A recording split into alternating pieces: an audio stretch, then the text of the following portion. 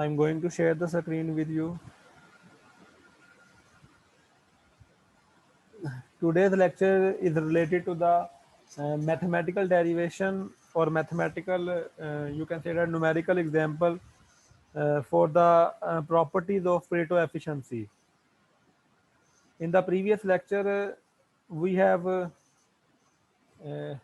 we have taken the numerical example of consumption efficiency uh, under Pareto efficiency. हमने Pareto efficiency, Pareto optimality condition की तीन properties discuss की थी, consumption efficiency, production efficiency and product mix, जिसमें से जो first one थी consumption efficiency, उसकी हमने न्यूमेरिकल एग्जांपल जो है वो प्रीवियस लेक्चर में डिस्कस की थी. The source of today's lecture is from the book of Microeconomic Theory by Walters and Laird, chapter 1. Today's lecture is related to the numerical understanding of production efficiency. Production efficiency, अगर हम इसकी theories की बात करें, इसके formula की बात करें, तो वो हमने Pareto ऑप्टिमैलिटी की सेकंड प्रॉपर्टी में डिस्कस किया था. ये वही सेकंड प्रॉपर्टी है जिसकी हम न्यूमेरिकल एग्जांपल आज डिस्कस करने लगे हैं.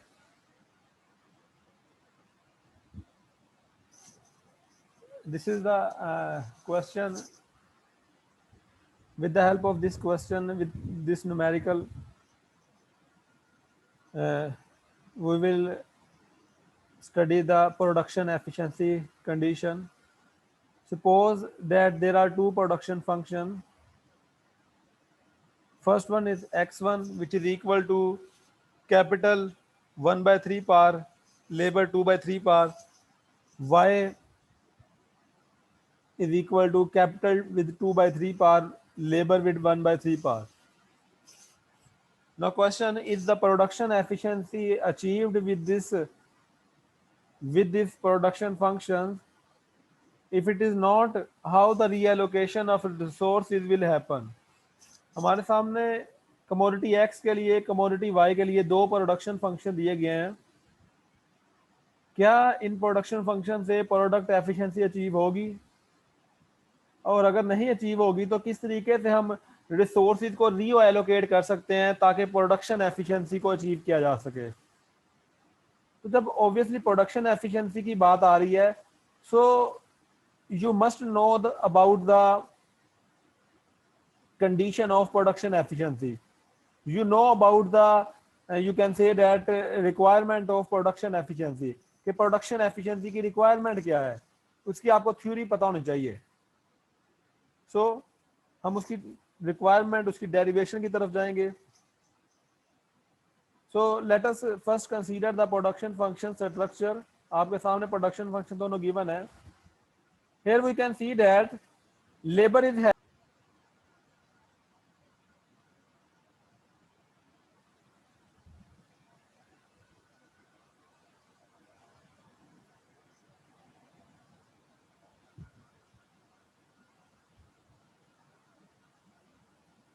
जी स्टूडेंट्स आवाज आ रही है मेरी?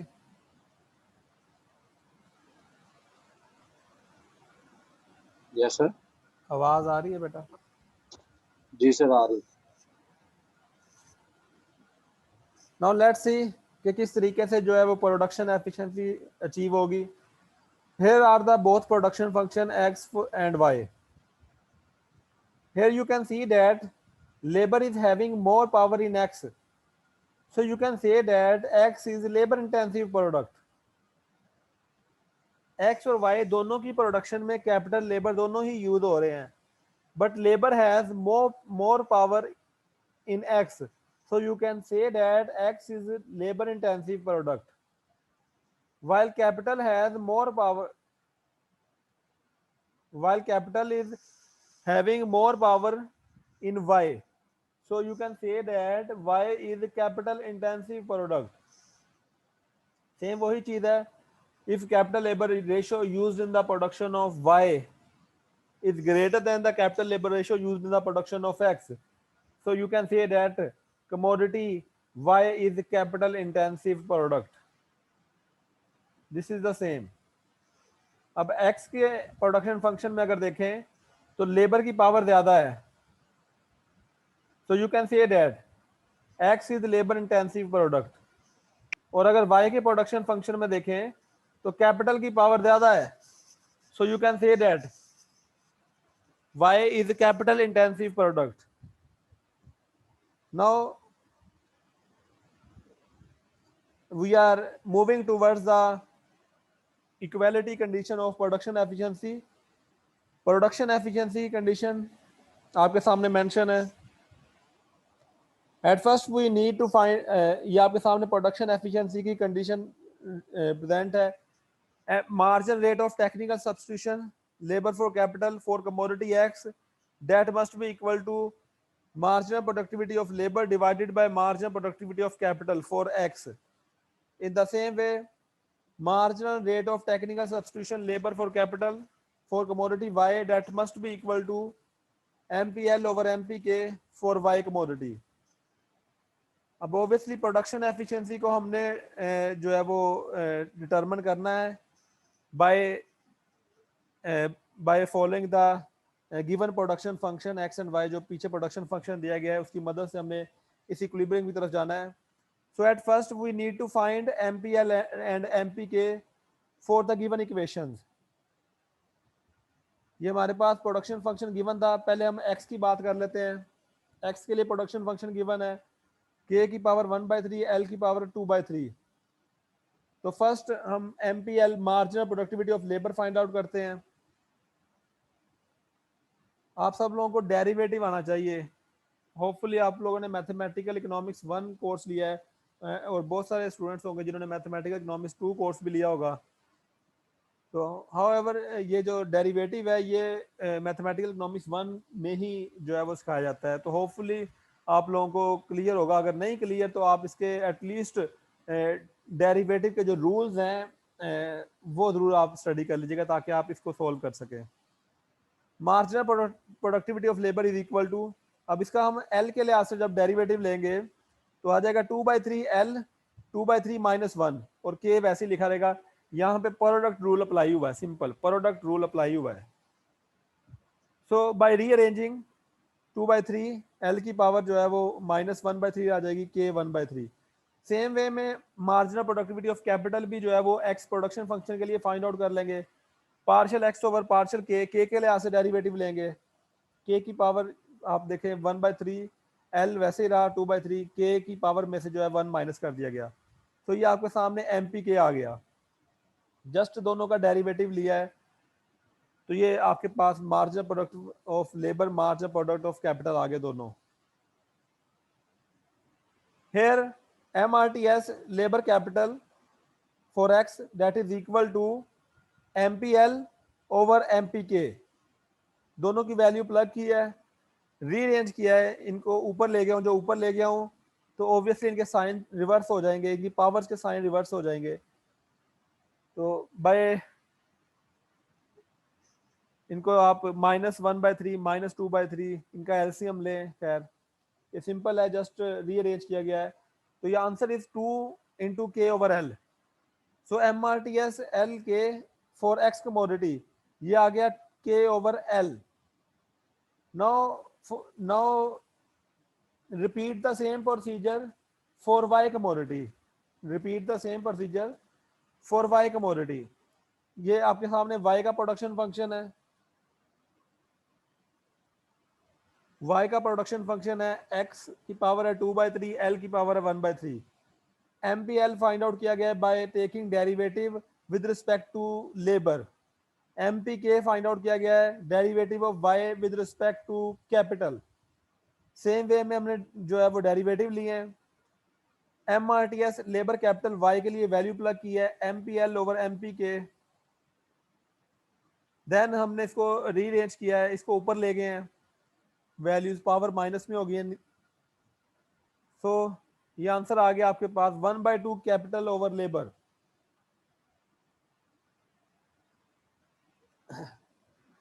प्रोडक्शन एफिशिएंसी की कंडीशन है, प्रोडक्शन एफिशिएंसी की क्या कंडीशन है MRTS labor capital for X that must be equal to MRTS labor capital for Y.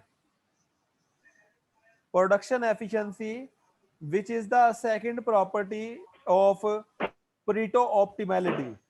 Production efficiency, which is the second property of Pareto efficiency, Pareto optimality, is that MRTS, margin rate of technical substitution, labor for capital for commodity X, that must be equal to MRTS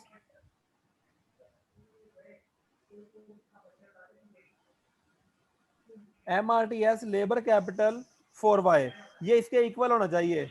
however हमारी, actually में sir, जी बेटा, sorry sir, वो आपको interrupt किया, मेरे ख्याल में आप आगे बताने लगे थे, ये तो ग्रेटर देन का साइन ही। जी जी ग्रेटर का है ये, जो परेटो एफिशिएंसी की कंडीशन है वो बता रहा हूँ कि उसमें इक्वल होना चाहिए, लेकिन ये जो हम न्यूमेरिकल एग्जांपल हम गिवन जी के सर, उसमें ये ग्रेटर आ रहा है, जी सर, इनइक्वालिटी आ ठीक रही है है जी। जी। The condition, the second property which is production efficiency, ये सेकंड प्रॉपर्टी क्या है? Production efficiency. किसकी प्रॉपर्टी है? परेटो ऑप्टिमैलिटी कंडीशन की। वो क्या है कि MRTS labour capital for X commodity that must be equal to MRTS labour capital for Y commodity, इसके इक्वल होना चाहिए। बट ये जो न्यूमेरिकल एग्जांपल हम फॉलो कर रहे हैं, इसमें हमने दोनों के MRTS कैलकुलेट किए हैं, एक्स प्रोडक्शन फंक्शन का भी और वाई प्रोडक्शन फंक्शन का भी कैलकुलेट किए हैं, और जो आंसर आए हैं वो आपके सामने हैं। 2k/L और x के लिए है और y के लिए है 1/2k/L। इनइक्वालिटी आई है, means MRTS LK for x commodity is greater than MRTS LK for y commodity. So the quality, बेटे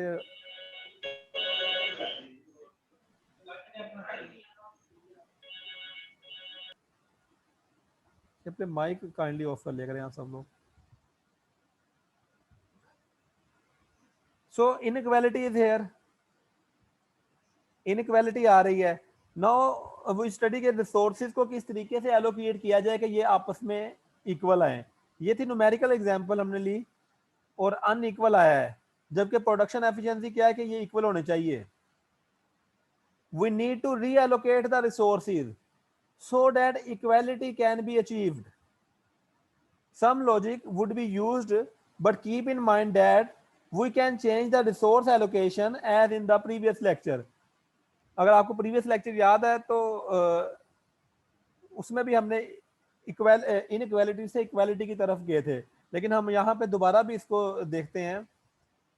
अब देखें, ये वाला x वाला पोर्शन जो है वो ज्यादा है, x MPL/MPK for x that is greater than MPL/MPK for y. This one is greater. Here you can see that the production of x will increase.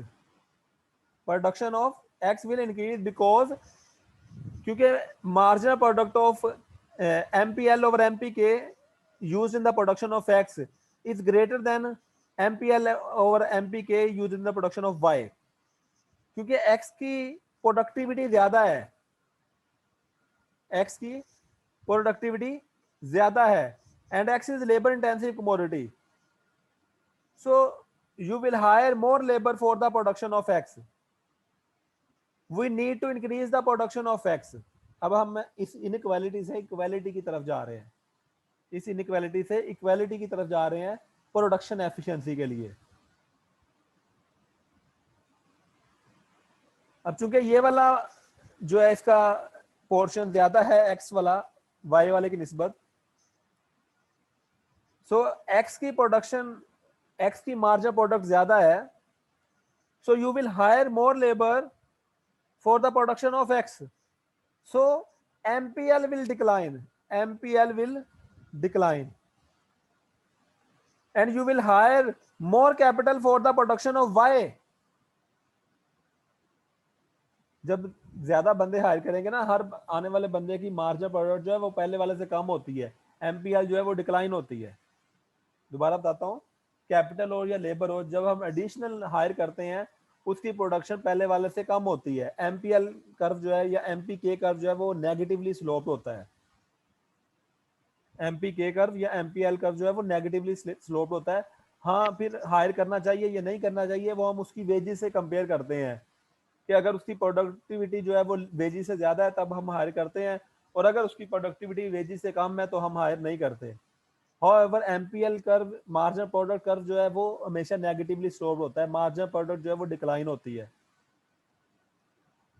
So we need to increase production of X. जब X की production में हम इजाफा करेंगे MPL will decline. In the same way, जब इधर जब MPL decline होगा, एमपीएल डिक्लाइन होगा एक्स में, इसी तरह वाई की प्रोडक्शन में इजाफा करेंगे तो कैपिटल मोर हायर करेंगे हम। जब कैपिटल हायर करेंगे एमपीके विल आल्सो डिक्लाइन। जब एमपीके डिक्लाइन होगा इधर, ये देखें वाई वाली तरफ, और एक्स वाली तरफ एमपीएल जो है वो डिक्लाइन होगा। सीधा मूवमेंट ऑफ कर्सर, इधर एमपीएल डिक्लाइन हो रहा है एक्स साइड पे और वाई साइड पे एमपीके डिक्लाइन होगा। This will equate the both sides. ये दोनों साइड जो है वो एक दूसरे को इक्विलिब्रियम की तरफ लेके आएंगे, क्योंकि एमपीएल जब डिक्लाइन होगा तो ये पूरा पोर्शन है, ये जो पूरा ये डिक्लाइन होना शुरू हो जाएगा, जो कि ग्रेटर है, डिक्लाइन होना शुरू हो जाएगा। इसी तरह अगर राइट हैंड साइड पे देखें तो जब वाई की प्रोडक्शन में इजाफा करेंगे तो कैपिटल मजीद हायर होगा और एमपीके डिक्लाइन करेगा। जब एमपीके डिक्लाइन करेगा तो ये वाला पोर्शन इंक्रीज होना शुरू हो जाएगा। अब जो लेसर पोर्शन था वो इंक्रीज होना शुरू हो गया है, जो ग्रेटर था वो डिक्लाइन होना शुरू हो गया है, until they reach at both equilibrium, यहां तक कि ये दोनों एक दूसरे के इक्वल हो जाएं। So by doing this, we can achieve the production efficiency. What we have did in the previous lecture, inequality to equality. In the above case, we can see that labor is more productive in the production of X. That's why left hand side ratio is higher. On the other hand, इसलिए higher है ना क्योंकि X की production जो है, labour is more productive in the production of X। ये देखे ना, labor is more productive in the production of X. That's why left hand side is greater. Labor is more productive in the production of X. That's why left hand side is more greater. On the other hand, capital is more productive in Y. That's why right hand side ratio is smaller. ये point clear होना चाहिए आप सब लोगों को बड़ा। So we will imply more labor in X. This will reduce MPL in X. So the left hand side ratio will fall. Also increase capital in Y. This will also decrease MPK in the right hand side. तो ये portion जो है वो increase होना शुरू हो जाएगा, ये डिक्रीज होना शुरू हो जाएगा until they reach at equilibrium. यहाँ तक किसी का कोई क्वेश्चन है तो आप पूछ सकते हैं। हमने देखा कि किस तरीके से जो है वो प्रोडक्शन एफिशिएंसी अचीव होगी, उसकी न्यूमेरिकल एग्जांपल बेसिकली हमने स्टडी की है कि अगर हमारे पास कोई प्रोडक्शन फंक्शन गिवन है तो उस प्रोडक्शन फंक्शन से हमने किस तरीके से प्रोडक्शन एफिशिएंसी की तरफ जाना है, और अगर उससे प्रोडक्शन एफिशिएंसी अचीव नहीं होती तो फिर हम वो कैसे बताते हैं कि कैसे अचीव होगी, क्या प्रोसीजर है, किस तरह ऑटोमेटिकली वो अचीव होगी, वो हमने यहाँ पे बताया किस तरीके से हम इनइक्वालिटी से इक्वालिटी की तरफ आएंगे। जी स्टूडेंट्स, यहाँ तक किसी का कोई क्वेश्चन है तो you are free to ask.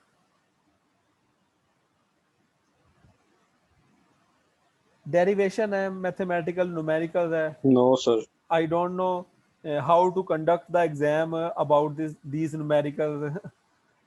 अगर एमसीक्यूज पेपर हुआ तो आई डोंट नो कि मैं कैसे इन न्यूमेरिकल्स के जो है वो एग्जाम कंडक्ट करूंगा।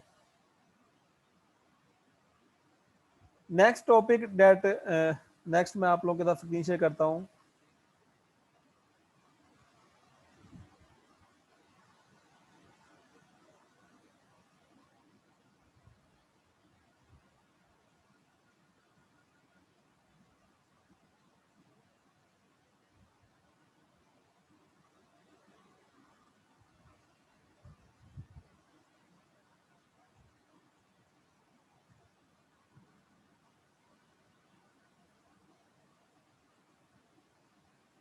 The source is same as for the previous lecture.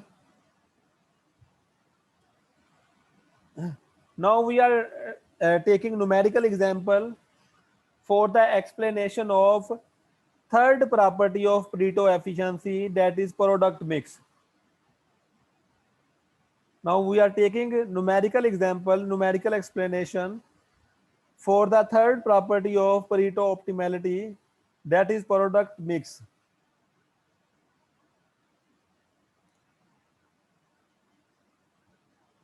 Before starting हम न्यूमेरिकल एग्जांपल तो स्टार्ट कर देते हैं, आपको पता इजी भी लगती है कि करते जा रहे हैं, लेकिन इसमें कुछ पॉइंट है कि आप लोगों को पहले पता होना चाहिए कि प्रोडक्ट मिक्स की रिक्वायरमेंट क्या है, उसकी कंडीशन क्या है। वो फार्मूला आपके ज़हन में होना चाहिए कि एम आर एस जो है वो एम आर टी एस या किसके इक्वल होना चाहिए, वो आपके ज़हन में हो तभी आप जो है वो डिराइव कर सकते हैं।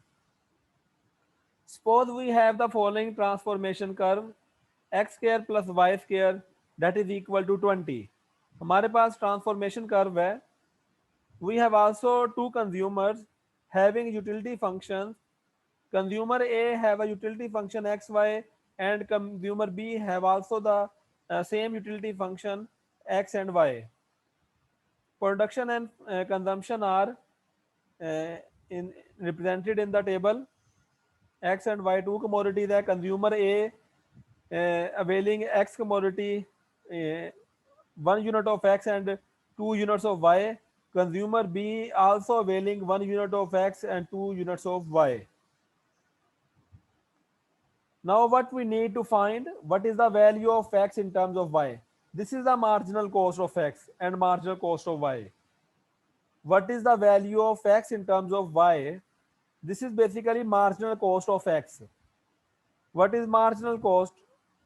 How should the reallocation should be done to benefit both?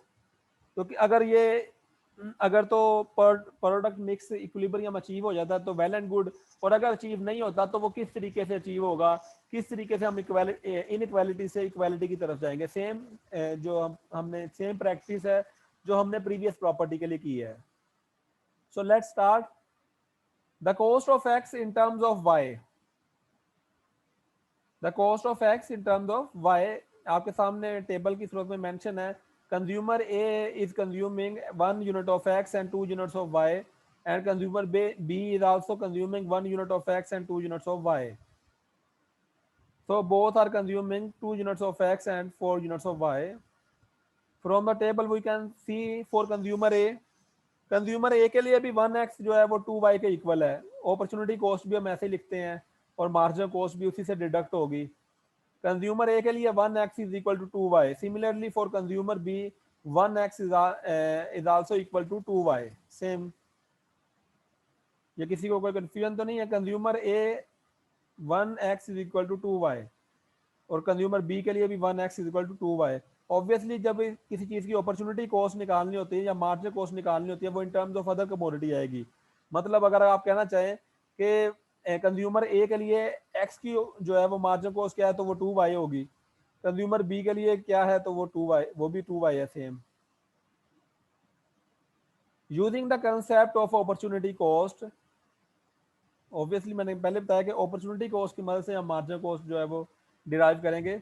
Using the concept of opportunity cost we can say marginal cost of x is equal to how much y we need to sacrifice, how much y we need to sacrifice। marginal cost of x क्या होगा? it is the amount of y that need to sacrifice। x की cost क्या होगी?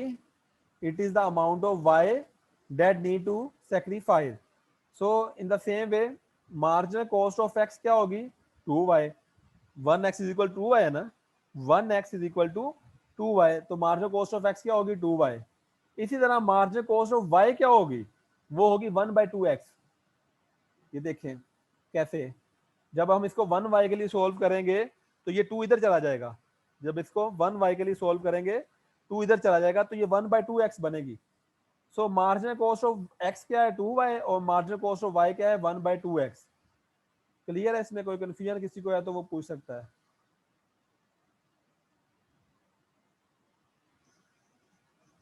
Finding MRS, we need to find marginal utilities function for each consumer. To find MRS, here is the utility function of A, which is equal to xy, utility function of B, which is also equal to x and y. Marginal, obviously जब marginal निकालते हैं तो उसका derivative लेते हैं। Marginal है क्या? Marginal है चेंज, और चेंज फाइंड आउट करने के लिए हम डेरिवेटिव लेते हैं। तो marginal utility of A for Y commodity, अब वाई के लिहाज से इसका डेरिवेटिव लेंगे तो एक्स उसके साथ मल्टीप्लाई हो रहा है, ये आ जाएगा एक्स। सिंपल प्रोडक्ट रूल भी आप अप्लाई कर सकते हैं। सेम वे में marginal utility of A consumer with respect to X, अब एक्स के लिहाज से लेंगे डेरिवेटिव तो वाई आ जाएगा। सेम वे में marginal utility of B consumer with for Y which is equal to x, marginal utility of b consumer for x that is equal to y। Simply ये derivative लिया है, ये y के लिहाज से derivative लिया है तो x आ जाएगा उसके साथ जो मल्टीप्लाई हो रहा है। सेम वे में जब x के लिहाज से डेरिवेटिव लेंगे तो y आ जाएगा क्योंकि y उसके साथ मल्टीप्लाई हो रहा है। सिंपल प्रोडक्ट रूल अप्लाई है, nothing else. MRS is equal to marginal utility of x over marginal utility of y। आप देख सकते हैं हमने वैल्यू प्लग कर दी है, M U X over M U Y. M U X की क्या है वैल्यू? y, वो प्लग कर दी, और एम यू वाई की वैल्यू है x, वो प्लग कर दी। दोनों का सेम आएगा because both consumer has the same production function. ये प्रोडक्शन फंक्शन डिफरेंट भी हो सकते हैं, आप उसी लिहाज से सॉल्व कर लेंगे। दोनों की वैल्यू आ गई है, सेम आई है 2 2। ये 2 कैसे लिखा है? y over X, y over X, और y की वैल्यू क्या है? सिंपल y ओवर एक्स आया बेटा, 1x is equal to 2y, 1x is equal to 2y, just वही वैल्यू प्लग की है। y 2 ओवर 1, 2 ओवर 1, और 2 और 1 को सारने के लिए हमने 2 लिख दिया है, एक ही बात है। ये अगर आपको कंफ्यूजन है कि 2 कहाँ से आया है तो ये just this one, 1x is equal to 2y, 1x is equal to 2y, just वही है चीज। y ओवर x, y कितना है? 2 है, और x कितना है? 1, तो 2 ओवर 1, 2 ओवर 1 सेम। हमने MRS फाइंड कर लिया, अब हम MRTS फाइंड आउट करते हैं, देन इक्विलिब्रियम की तरफ जाते हैं। MRTS के लिए जो है वो प्रोडक्ट ट्रांसफॉर्मेशन कर्व सबसे पहले दिया है। आप ये देखें, सबसे पहले दिया आपको ट्रांसफॉर्मेशन कर्व की इक्वेशन दी है, this is the equation of transformation curve, और उसी की मदद से हम MRTS जो है वो फाइंड आउट करेंगे। MRTS is the slope of transformation curve, MRTS is the slope of transformation curve or production possibility curve। MRTS is the slope of transformation curve और प्रोडक्शन पॉसिबिलिटी कर्व एक ही बात है। Transformation curve भी कहते हैं, production possibility curve भी कहते हैं। ये आपके सामने लिखा है, हम इसका जो है वो टोटल डेरिवेटिव ले रहे हैं, टोटल डिफरेंशियल ले रहे हैं, ये देखें आपके सामने, and equating first differential equal to 0 as per the definition of isoquant. इसको इक्वल टू 0 रखा है, और टोटल डेरिवेटिव लिया है MPL dot DL plus MPK dot DK। Marginal product of labour MPL निकालने ऊपर वाले फंक्शन में से, MPL क्या निकलेगा? 2x, MPL क्या निकलेगा? 2x partial of this function with respect to labour. अगर आप डेरिवेटिव लेते हैं इसका, 2x dot dx dl dot dx plus 2y dot dy, just partial derivative लिया हमने, and equate with and equate it equal to 0 minus 2x। अब इसको rearrange किया है, लेफ्ट हैंड साइड पे ले गया minus 2x dot D X that is equal to 2y dy, cross multiply किया है 2x over Y is equal to minus D Y over D X, ये 2 से कैंसिल हो गया है, ये आ गया x over Y, so M R T S is equal to x over Y that is equal to minus D Y over D X, minus D Y over D X and that is equal to 1/2, ये previous हमने देखा है, that is equal to 1/2। here you can see that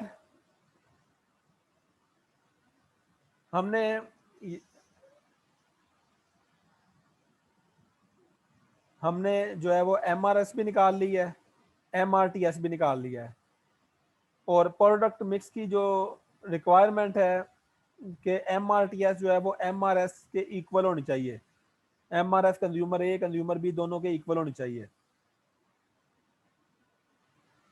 हमारे case में MRS जो है वो MRS consumer A consumer B दोनों की MRS सेम थी, क्योंकि दोनों के यूटिलिटी फंक्शन सेम थे, ये दोनों सेम आ रही हैं, but it is greater than the MRTS से ज़्यादा आ रही हैं, जबकि प्रोडक्ट मिक्स की क्या रिक्वायरमेंट है कि this must be equal to MRTS, this must be equal to MRTS।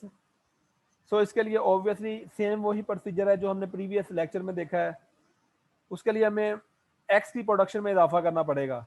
जब एक्स की प्रोडक्शन में इजाफा करेंगे तो ये ऑटोमेटिकली इक्विलिब्रियम जो है वो अचीव हो जाएगा, that will be equal to MRTS। X की प्रोडक्शन में इजाफा करेंगे जिस तरह हमने सेम प्रीवियस लेक्चर में किया है, एक्स क्योंकि marginal product of labour over marginal product of capital that is greater then in x, same वही चीज़ है, जब हम एक्स की प्रोडक्शन में इजाफा करेंगे तो मार्जिनल प्रोडक्ट ऑफ लेबर जो है वो डिक्लाइन करेगी इन केस ऑफ एक्स, और जब हम वाई की प्रोडक्शन में इजाफा कैपिटल को मजीद हाई करेंगे वाई की प्रोडक्शन में, तो मार्जिनल प्रोडक्ट ऑफ कैपिटल जो है वो डिक्लाइन करेगी until they reach at equilibrium, के दोनों आपस में इक्वल हो जाएं। वही सेम चीज़ है यहाँ पे भी आप अप्लाई कर सकते हैं और ये आपस में फिर इक्वल हो जाएंगे। यहाँ तक किसी का कोई क्वेश्चन है तो you are free to ask. Numerical example है प्रोडक्ट मिक्स की, और ऑब्वियसली न्यूमेरिकल एग्जांपल स्टडी करने से पहले अगर डायरेक्ट आप न्यूमेरिकल एग्जांपल को स्टडी कर रहे हैं without study the previous theory about product mix, तो फिर आप अंडरस्टैंड नहीं कर सकेंगे। आपने इसकी प्रॉपर्टीज़ को थोरेटिकली डिस्कस किया हो, आपने इनकी प्रॉपर्टीज़ की जो नेसेसरी कंडीशंस हैं उनको स्टडी किया हो, देन आप न्यूमेरिकल जो है उसको आप सॉल्व आउट कर सकते हैं। अदरवाइज अगर डायरेक्ट आप न्यूमेरिकल स्टार्ट कर दें तो आपको नहीं पता चलेगा, ये तो पता लग जाएगा कि डेरिवेटिव ले रहे हैं ये कर रहे हैं, लेकिन उसकी थ्योरी का बैकग्राउंड आपको क्लियर नहीं होगा। यहाँ तक कोई क्वेश्चन है आप लोगों का तो आप पूछ सकते हैं।